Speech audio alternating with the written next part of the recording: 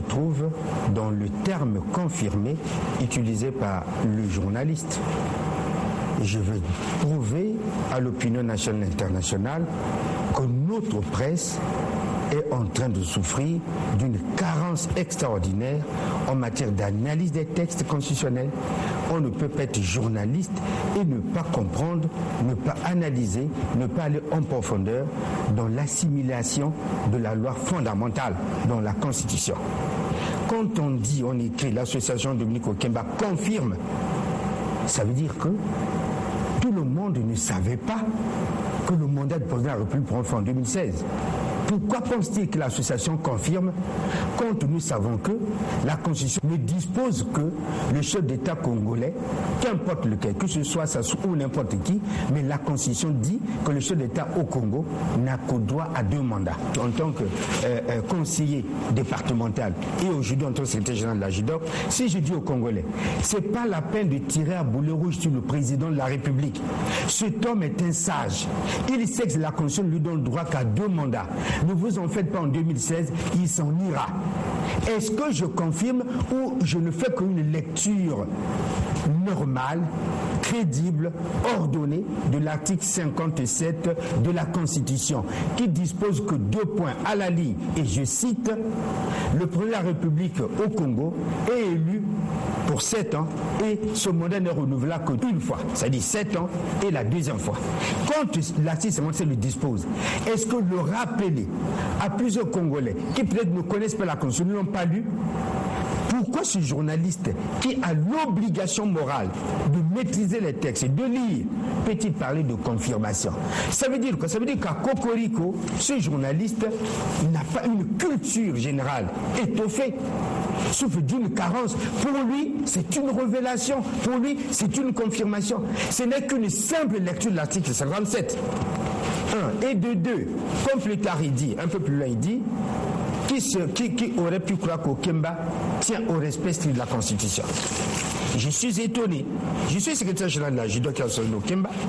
Je ne sais pas si un jour le contre-amiral, très respecté et respectable comme homme, a-t-il pris le micro, s'est-il prononcé pour le non-respect de la Constitution?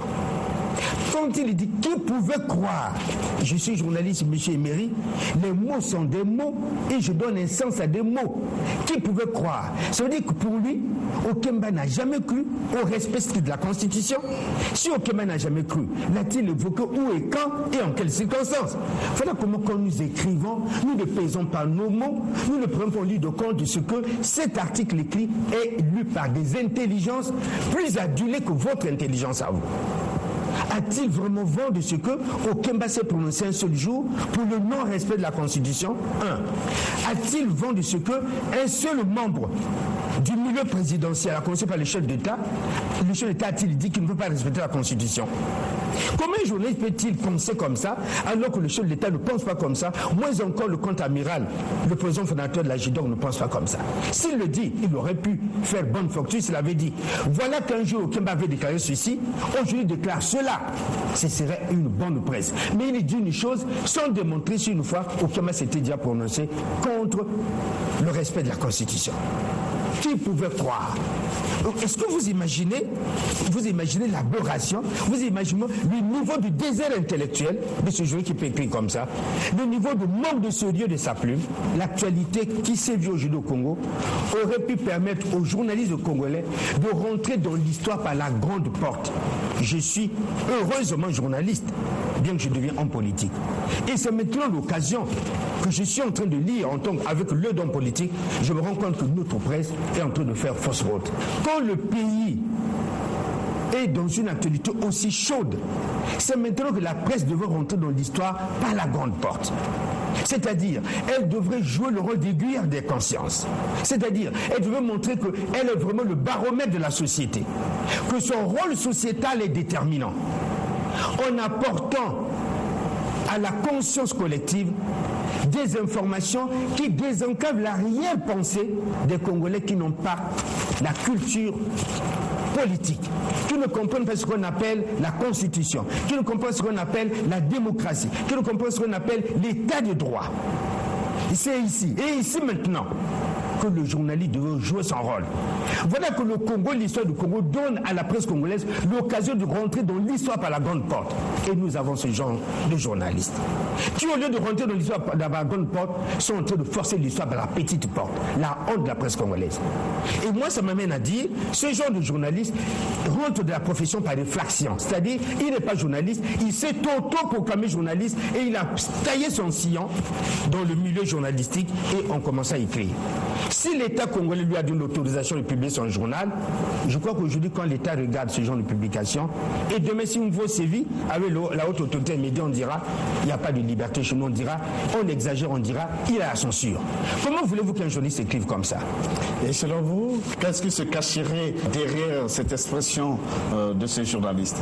Non, pour le journaliste, mais c'est une inculture. Pour lui, Asie Dominique de Marseille, journaliste, secrétaire général de la JIDOC, conseil départemental, qui doit peut-être avoir une grande culture, rappelle aux Congolais, ceux qui sont en train de prêter des intentions pour la République, il va tripatuer la Constitution. Il dit non, cet homme est sage, il est brillant. Il sait que la Constitution, dans son article 57, ne lui permet pas un troisième mandat. Il n'aura pas du tout un mandat pour le président. Restez tranquille, il va nous conduire aux élections. Sassou, par rapport, je dis bien, par rapport à cette Constitution, Sassou n'est pas candidat en 2016. Mais pour lui, il appelle ça confirme. Mais ce n'est pas une confirmation. Monsieur Emery, quand on écrit un article, les mots doivent donner un sens à votre article. Si les mots de forme le sont dans votre article, vous n'êtes pas journaliste. Parce que quand on lit votre article, on devrait comprendre et non se poser des questions. Emery, je vais enseigner la profession à nos collègues pour dire, le mauvais journaliste, c'est celui qui, après avoir écrit un article, au lieu que le public comprenne, le plus se met à poser des questions. Le journaliste apporte des réponses aux questions et non nous pose des questions. Quand on lit un article du journal, c'est pour être informé et non pour sortir de là avec une tête qui tourne, pour dire qu'est-ce qu'il a voulu dire. Dès lors que le lecteur dit qu'est-ce qu'il a voulu dire, vous êtes passé à côté de la plaque, vous n'êtes pas un grand journaliste. Un grand journaliste, quand il écrit, on dit ah, je ne savais pas, je viens de comprendre. Mais là, quand on lit ce papier, on continue à dire qu'est-ce qu'il a voulu dire, je ne sais pas. Et quand on dit je ne sais pas, c'est que vous n'êtes pas journaliste, c'est mérite. Président de Marseille, c'est depuis plusieurs jours sur le marché. Pourquoi vous n'avez pas réagi aussitôt à l'apparition? Alors quelqu'un vous l'aurait demandé de le faire? Non, Emery, je passe difficilement 3 semaines à Brazzaville. Je suis resté à Paris, le journal est sorti, je l'ai lu quand je suis parti sur Paris. Et quand je suis rentré, j'ai eu des obligations. J'ai pris tout mon temps de le scruter, de le comprendre. Et aujourd'hui, je pense que cet article a fait tache d'huile dans l'opinion. Cet article a fait tache d'huile.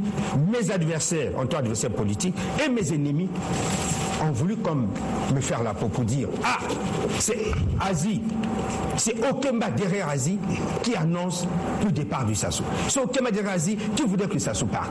Mais je suis en train de me poser la question de savoir, le Congolais qui le dit, l'ennemi ou l'adversaire qui le disent, ceux qui le disent, est-ce qu'ils sont analphabètes? Je pose la question de savoir, donnez-moi la prouve contraire. Vous voulez un débat contradictoire, mais Emery. Je voulais que sur ce plateau, tu me dises, ne me caresse pas de leçon de poil, dis, monsieur Asie, le président Sassou a dit qu'il sera candidat pour un 3e mandat. Mais vous avez raison. En ce moment-là, moi, je suis en train de rimer à compte ou contre de la volonté du président Sassou. En ce moment-là, Okemba, qui est le président de l'association, lui et moi, nous rimons à compte au courant de la volonté du président Sassou. Mais c'est ça la question. Dites-moi, Sassou l'a déjà dit qu'il est candidat à un 3e mandat. Mais la question se pose, c'est celle-là. Et si Asie dit, avec son association, qu'il n'y a pas un 3e mandat, pourquoi pense-t-il que Okemba, Sassou et Asie sont contre Sassou? C'est ça dans l'opinion. C'est ce que je suis en train de vivre comme pression. Je suis en train de me dire maintenant, est-ce que les Congolais deviennent analphabètes? Est-ce que ce que je dis dans le journal n'est pas une disposition de la Constitution? Est-ce que le président Sassou a-t-il dit qu'il a un mandat et je suis en train de m'opposer à ce mandat? Et par conséquent, en tant que secrétaire général de la JIDOC, c'est donc la voix d'Okemba qui est en train de s'opposer contre la volonté de Sassou. Mais quelle est la volonté de Sassou, mon Dieu? Je veux qu'on nous mette sur la table. Comment voulez-vous mener un combat? Comment voulez-vous mener un débat si en face, il n'y a pas un autre débat? Aujourd'hui, Sassou, je pose la question, vous êtes journaliste, suffisamment renseigné, dites-moi, quelle est la position de Sassou sur le 3e mandat? Allons-y. Asie de Marseille, y aurait-il quelque chose qui ne cloche pas entre le président Sassou et son conseiller spécial Jean-Dominique Okemba? Pas du tout. Là, je peux trancher. Pourquoi pas de supputation sur la personne d'Okemba? Mais c'est ce que j'ai dit. Pourquoi la presse peut-elle, Emery, quand on écrit un article sur un dossier qu'on ne maîtrise pas, je suis désolé de continuer à faire la leçon de journaliste sur ce plateau, au lieu de répondre à vous que je suis obligé de faire la presse, quand on veut aborder un sujet d'enquête, un sujet d'analyse. Qu'est-ce qu'on fait? On se rapproche des experts sur le dossier donné. Ce journaliste assis dans son fauteuil se met à penser que les écrits de M. Aziz Domi de Marseille dans le journal Le Choc qui dit, M. Aziz Domi qui dit, pour lui, Sassou n'est pas dictateur. Être dictateur, c'est quoi? C'est de ne pas respecter la Constitution. Dites-moi que c'est faux comme définition. Être dictateur, c'est quoi? C'est tripatuer la Constitution. Dites-moi que c'est faux comme définition. Et pour prouver que Sassou n'est pas dictateur, je suis en train de dire aux Congolais tous les jours, je connais cet homme, il veillera au respect strict de la Constitution. Et si je dis qu'il veut au respect strict de la Constitution, c'est parce qu'il y a des Congolais qui disent qu'il y a un troisième mandat de président Sassou. Je dis, mais attends, mais le troisième mandat n'existe pas. Alors si je le dis, si ce monsieur journaliste, Cocorico, il aurait pu dire, mais il n'y a même pas matière à réflexion, il n'y a même pas matière à débat. Monsieur Aziz Domi de Marseille n'est qu'en train de lire savamment l'article 57 de la Constitution. Mais comme mon très cher ami et son nom, je vais essayer de le lire, le directeur de publication du journal Cocorico, mon cher Aimé Serge Bazongoula Bissemo. Mais Bazongoula Bissemo, qui est dit un journaliste, il pense que c'est une révélation. Mais c'est parce qu'il n'a pas la culture générale étoffée, il ne connaît pas ce que c'est la Constitution. Quand vous dites, y a-t-il problème? Non. Il est assis dans son fauteuil, quand il a lu le journal Le Choc, quand il a vu Aziz passer à la télévision pour dire, les Congolais qui sont en train de prêter des intentions malveillantes au chef de l'État pensant que ça soit pas de la Constitution, ils vont se tromper. Cet homme ne va pas modifier la Constitution. En 2016, son mandat est fini. Mais pourquoi, quand je le dis, un joli petit se lever, se faire éjecter son fauteuil pour dire « Ah, c'est grave !» Aziz confirme le départ de Sassou. Mais ça veut dire qu'il ne connaît pas la Constitution. Mais est-ce que ce n'est pas un danger qu'un jeune ne maîtrise pas la Constitution de son pays? Quand on parle d'un article, pour lui, c'est une révélation. Mais il n'y a pas à boire à manger sur ce sujet. Alors, quand il écrit comme ça, confirme, celui qui a vu le pas dit, ah, monsieur Aziz, vous confirmez le départ de Sassou. J'ai dit, bon, celui-là aussi, c'est un autre, c'est mis en alphabet. Il aurait pu dire, non, en lisant le papier, monsieur Aziz n'a lu que les discours de l'article 57. Mais vous pouvez me poser la question de savoir, M. Aziz, on m'a posé la question de savoir. Vous confiez le départ de Sassou et vous signez le changement de la Constitution pour que Sassou revienne au pouvoir. J'ai dit, mais l'amalgame dans la tête du Congolais moins instruit, je suis désolé de vous parler comme ça, c'est qu'il ne fait pas de distinguo entre le mandat de Sassou et le changement de la Constitution. Le changement de la Constitution, c'est un autre débat. C'est lequel? Après 14 ans d'expérimentation de notre Constitution, celle de 20 janvier 2002, et ce n'est que celle-là qui est en vigueur, je suis parmi les Congolais qui ont constaté que cette Constitution a des failles. Quand le chef d'État ait été Sassou, pas Sassou, la Constitution actuelle a des failles. Plusieurs failles. Je ne suis pas là en train de les détailler, il y en a beaucoup. La limitation des mandats, l'âge du chef de l'État, la place qui n'est pas faite à la jeunesse, il n'y a pas de place pour la femme, il y a beaucoup de choses à retoucher cette Constitution. Mais comme malheureusement cette Constitution dit, moi ne me retouche pas, alors en tant qu'intellectuel, démocrate, au lieu de la violer, je dis au lieu de la violer, je la respecte cette Constitution. Et qu'est-ce que je fais? Nous allons solliciter un autre pacte républicain, c'est-à-dire celle-là comme elle est inviolable. Et pour être dictateur, il faut la violer. Moi, je ne vais pas la violer, ça ne se peut pas la violer. Nous sollicitons notre majorité présidentielle un autre pacte républicain. C'est-à-dire, messieurs, les Congolais, nous pensons que le président Sassou est un architecte brillant. Il est en train de poser les jalons d'un développement national incroyable. Malheureusement, notre Constitution ne limite son mandat qu'à 2. Et comme nous n'avons pas vu la Constitution, nous sollicitons tous les Congolais nous écoutent, qui peuvent nous suivre. Allons à une nouvelle république. Nous vous proposons un pacte, celui de changer la Constitution. Si vous acceptez, en ce moment-là, la nouvelle loi va pas apparaître. Le Congo quitte une république pour une autre. Si nous sommes à la 8e, on rentre dans la nouvelle république. C'est un exemple. Et si nous sommes à la nouvelle république, c'est que la loi n'a pas d'effet rétroactif. Mais c'est ça aussi la culture du journaliste. Il doit savoir, la loi n'a pas d'effet rétroactif. Si Cocorico ne le sait pas, à lui il dit, ah, le mot est trop dur, je m'en vais demander au magistrat. Ça veut dire quoi? Ça veut dire que quand une loi est prise, elle ne peut plus agir dans le passé, elle agit dans le présent. Les effets de cette loi ne regardent pas le passé. C'est-à-dire, en ce moment-là, la nouvelle loi, si elle dit qu'au président de la République, il faut ça, il faut ça, il faut ça, nous pensons que Sassou qui a fini son mandat, qui est assis à Oyo, qui sont en train de présenter un candidat à la présidentielle. Mais de quel droit on nous empêcherait de présenter ça sur la présidentielle? On n'appelle pas ça troisième mandat. Et c'est ça encore la confusion. Quand la majorité présidentielle appelle au changement de la Constitution et que ça soit candidat, on n'appelle pas ça troisième mandat. On appelle ça le nouveau mandat de la nouvelle République. Parce que les mandats ne se comptabilisent pas d'une République à une autre.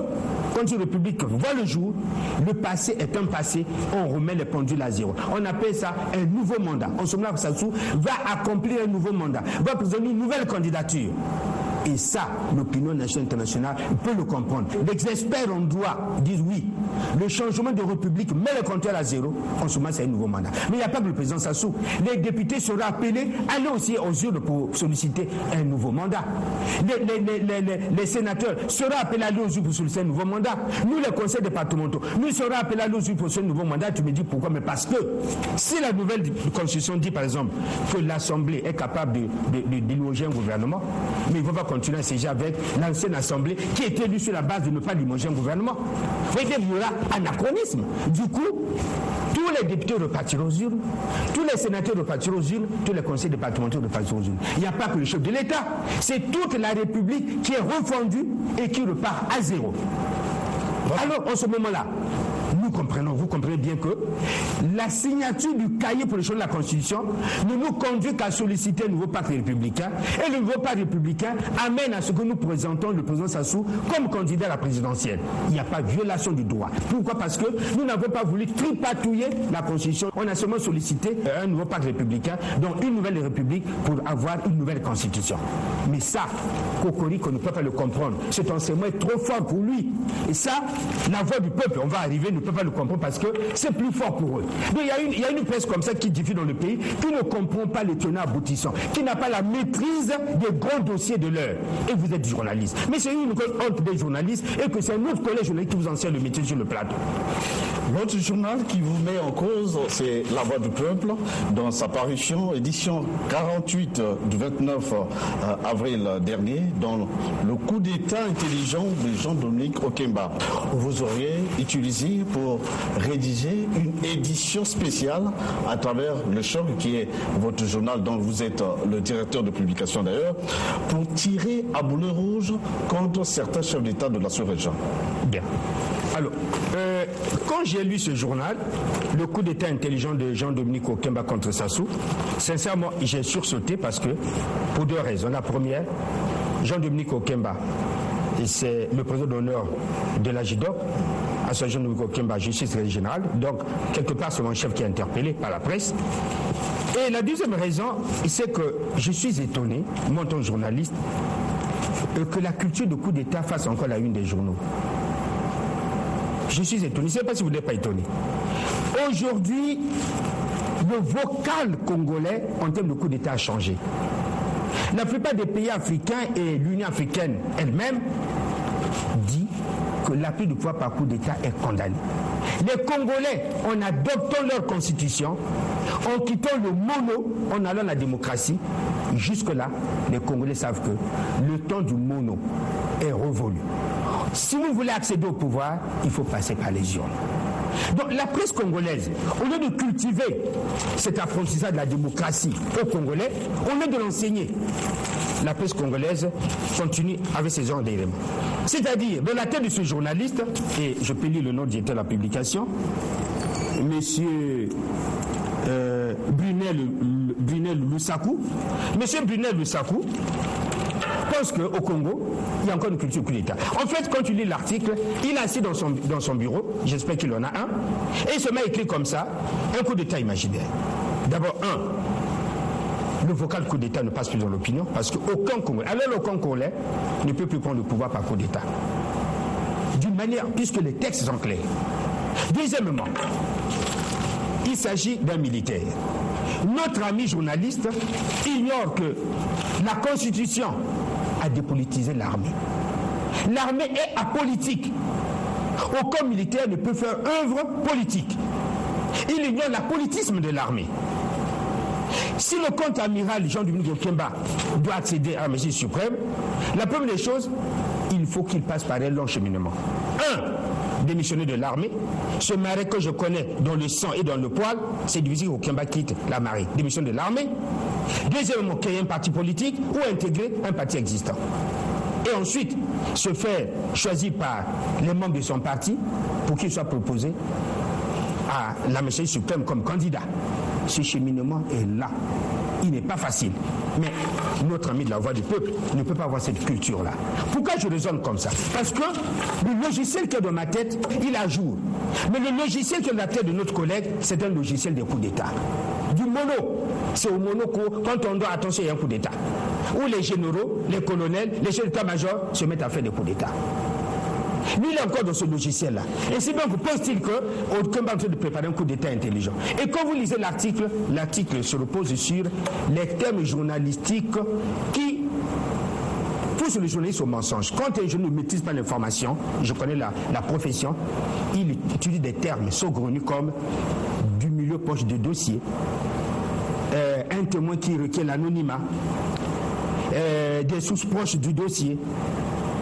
Ce sont ces formules-là. Et comme vous lisez ce journal, je crois que vous l'avez lu, rien d'objectif n'est écrit. Oui, à Zidon de Marseille, il y a un adage populaire de chez nous qui dit qu'il n'y a pas de fumée sans feu. Et pourquoi les intéressés eux-mêmes ne réagissent-ils pas? Bien. Mais dites-moi, on va réagir à quoi? Pour une information qui est mise sur le marché. Vous imaginez ces grands cas de la République passer sur un plateau pour essayer un peu de répondre à M. Brunel Lusaku, et qui dit un journaliste, et quand tu lis le papier, le monsieur n'est pas journaliste. Et je vais vous le démontrer. Monsieur dit dans son papier, il y a une partie qui m'intéresse, parce qu'il parle de moi. Okemba aurait commandité un numéro de journée, une édition spéciale, pour tirer à boulet rouge sur certains chefs d'État africains. Il parle de Kabila, il parle de Biya. Mais Emery, quand tu lis l'article, est-ce qu'il dit la raison pour laquelle Okemba commanditait un numéro? Vous avez découvert ça, je vous pose la question, excusez-moi. Y a-t-il une raison? Il ne donne aucune raison. Il dit, le journal Le Choc, Okemba commandité un numéro pour tirer à boulet rouge sur Kabila. Quand vous écrivez comme ça, le lecteur n'a qu'un pan de votre article, c'est-à-dire, il y a un numéro qui est commandité. Mais vous devez donner la raison pour laquelle Okemba commandite un numéro. Si vous écrivez comme ça, l'information est squelettique, c'est-à-dire, votre écriture est squelettique. C'est un non-sens. C'est un non-papier. Okemba a commandité un numéro pour tirer à boulet rouge sur Kabila. Point. Il s'arrête là quand il parle d'Okemba, dans ce papier-là. Voilà, il dit ça. Et quand vous lisez cela, vous n'avez pas le complément d'information. Voilà, il est écrit, il y a quelques années, Jean-Dominique Okemba a commandé une édition spéciale du journal Le Choc, dont le directeur de publication, Asie-Dominique de Marseille, n'est autre que l'époux de sa nièce, pour tirer à boulet rouge sur Joseph Kabila. On n'écrit pas un papier de la sorte. Okemba demande un numéro spécial pour tirer à boulet sur Kabila. Pour quelle raison? Si vous n'avez pas de raison, vous êtes jeune, vous appelez Monsieur Azi. Même si vous ne lui dites pas le motif, vous dites Monsieur Azi. Dans votre enquête, si vous êtes intelligent.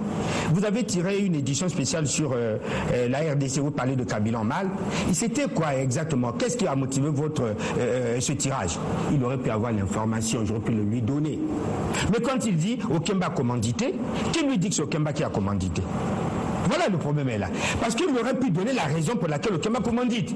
Si vous écrivez comme ça, vous n'êtes pas jeune parce que vous donnez une version que vous avez, que vous voulez donner, et vous ne la complétez pas. En ce moment-là. Maintenant, c'est sur ce plateau que je vous donne la raison. Okemba n'a jamais commandité un numéro du journal. Il se trouve qu'un bon matin, M. Asie-Dominique de Marseille à Abidjan, rentré d'Abidjan, il achète un journal. Un journal de la RDC, je suis à Abidjan. Il s'appelle Le Communicateur. Le journal zaïrois Le Communicateur écrit ce qui suit. 2 points, je cite. Le président Sassou est mort. Il est maintenu sous oxygène par des médecins chinois en Pila. Pour tromper les Congolais, c'est Ndengue qui passe à la télévision, parle au nom de Sassou. Le président Sassou ne vit plus. Et le journal zaïrois Le Communicateur ne s'arrête pas là, il pousse son bouchon plus loin, et ce qui m'intéresse d'ailleurs, et je cite, je mets au défi tous les journalistes congolais qui peuvent me contredire en me publiant le certificat médical de Sassou prouvant qu'il est en bonne santé. Monsieur Emery, Ne demandez pas à M. Azi si ce genre d'article est lu dans un journal de se taire. Il y a encore des Congolais qui ont la haute notion de l'État, qui ont la haute notion de la nation. Désolé, je ne suis pas parmi ces Congolais-là. Je ne suis pas ceux-là qui accompagnent la destruction systématique de notre État. RFI a dit, Afrique Éducation a écrit, Jeune Afrique a écrit sur le Congo, en mal. Et des articles mensongers, et nous nous mettons à reprendre et à applaudir. Quand vous écoutez ça, quand vous lisez ça, si vous savez qu'Azier dans le pays, ne vous posez même pas la question, demain il va reprendre dans son journal. Dire comme ça que je mets au défi les jeunes Congolais, qui me prouve que ça soit vivant, en publie son certificat médical et qu'il est en bonne santé. Qu'est-ce que je fais? Dis bon, ok, je me suis enfermé dans mon bureau, ça n'est pas au courant, aucun Congolais. Et le lendemain matin, je prends un numéro fort. Je mets au défi tout journaliste zaïrois de me prouver que le président Kabila, en faisant ses analyses, l'année de l'ADN, de publier les résultats de l'année d'ADN de Kabila, qu'il est véritablement le père de ses enfants, qu'il met vraiment au monde, qu'il n'est pas stérile, et que sa virilité est intacte. Ce papier a failli faire coûter le poste de l'ambassadeur Okula à l'époque. C'était grave. Montrer le président Kabila et des enfants qui ne sont pas ses enfants, et qu'il est stérile, et que l'on fasse l'examen ADN, prouver sa virilité. Mais attends, quand tu me tapes une gifle, ne t'attends pas que je te caresse dans le sang du poil. Et la gifle était bien administrée. Le problème, c'était de crier le même effet à Kinshasa. On pense à soit décédé en Pila, vous imaginez l'énormité de la presse zaïroise, et que moi, je me taise, moi, Azi, journaliste congolais, mais... Attends, monsieur Méry, je vous dis une chose. Je suis né sous le sigle de l'aigle, ascendance guépard. C'est-à-dire dans ma culture, le coup pour coup, c'est ma culture. Tu tapes, je tape. Quand quelqu'un tape ton père, si tu demandes à demander des explications, tu es lâche. Tape aussi son père. Les explications arrivent après. Un journaliste zaïrois ne peut pas écrire comme ça. Mais quand quelqu'un dit, je réponds, où est Okemba dans cette affaire? Je me suis rendu compte que la voix du peuple a dû recevoir de l'argent pour salir Okemba. Mais ça n'a rien à voir avec Okemba. Il s'agit d'un papier qui parle de Sassou qui est décédé, qui est maintenu sous oxygène en Pila. Vous imaginez la gravité des faits? Un journaliste zaïrois écrit comme ça. Et moi, Azi, je lis ce papier, je me tais. S'il y a des journalistes qui ont encore leur couille bien suspendue, c'est Azi. Si les petits journalistes congolais peuvent se taire devant un zaïrois, Azi ne se taira pas. Voilà le papier. Maintenant, dites-moi, Okemba là-dedans.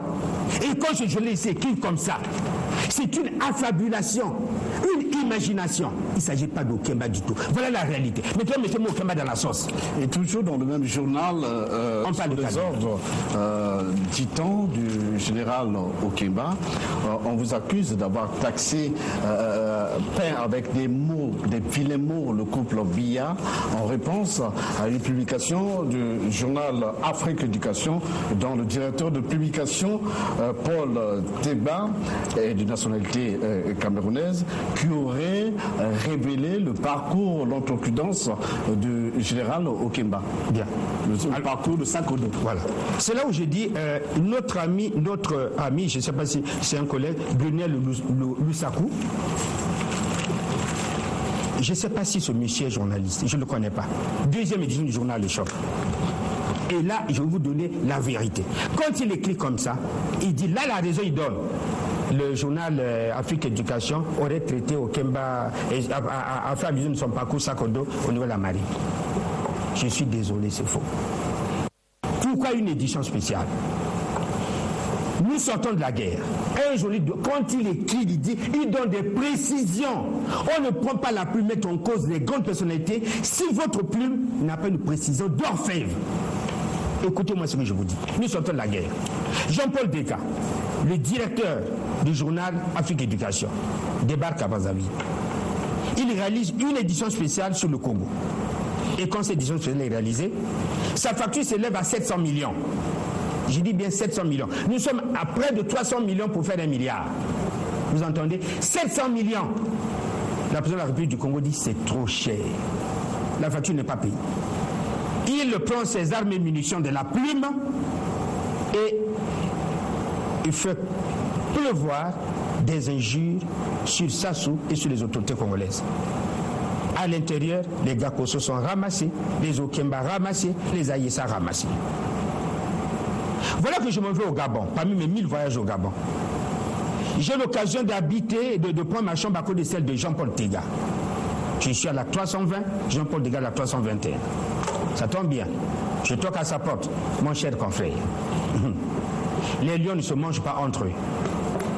Ta plume acerbe que je suis en train de lire abondamment sur le Congo commence à m'inquiéter, à m'intriguer.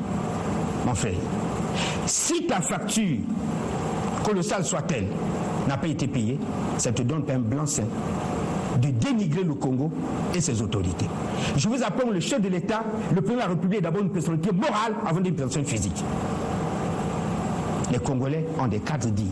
Ce n'est pas des Camerounais qui peuvent maltraiter les Congolais. Et ça, je ne suis pas d'accord. Je dis, monsieur, pour la notion de nation, je l'ai à fleur de peau. Il me dit, non, ça vous concerne pas. Si ça me concerne, il s'agit du Congo, des chefs d'État du Congo, mis à mal par une presse.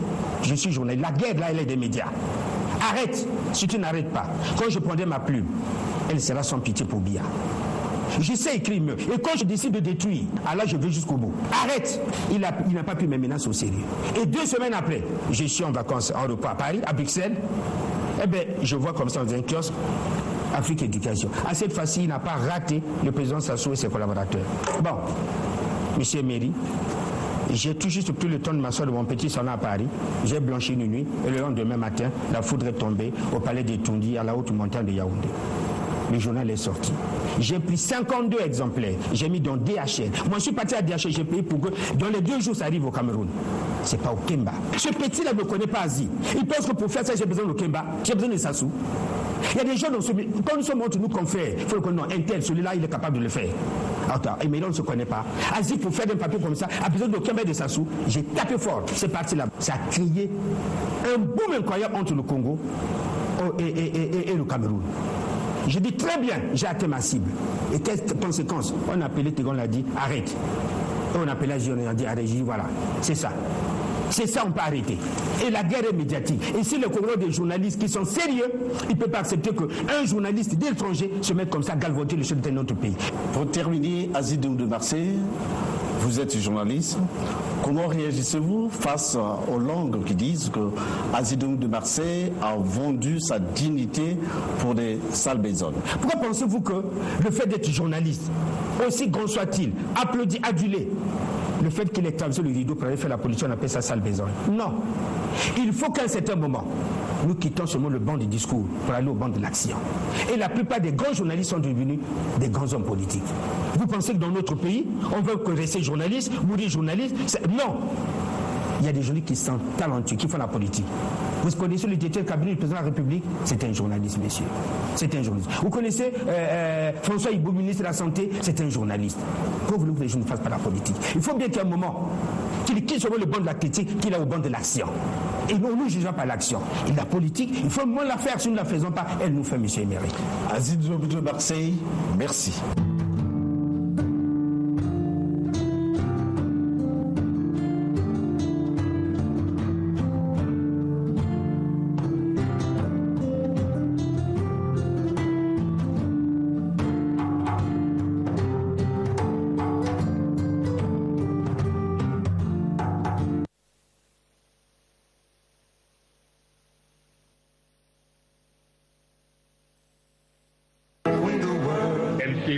Du nouveau encore. Vous voulez envoyer et recevoir de l'argent sur le territoire congolais en toute sécurité? Voici le MCO Noki Noki. MCO Noki Noki, le moyen le plus rapide et moins cher pour vos transferts intra-congolais. MCO Noki Noki, aussitôt transféré, aussitôt reçu. MCO Noki Noki, Kangolwangemosi. MCO, c'est le sens du partage et de la solidarité financière. Vous voulez changer des francs CFA, des dollars et des euros